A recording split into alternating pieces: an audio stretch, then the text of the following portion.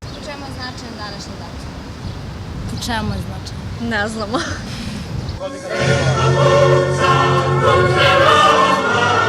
Ne znam. Bez stresa i bez obaveza mi je ceo dan, po tome mi je uvek značajan. Pa verovatno dan mladosti.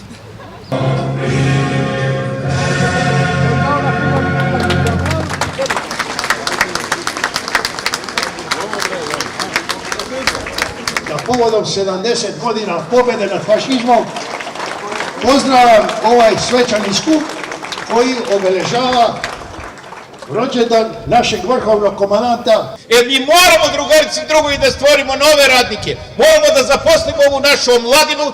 Dolaze bivši oficiri Jugoslovenske armije, penzionisani generali, evo ima i aktivnih oficira, uglavnom Titovi stari akcijaši.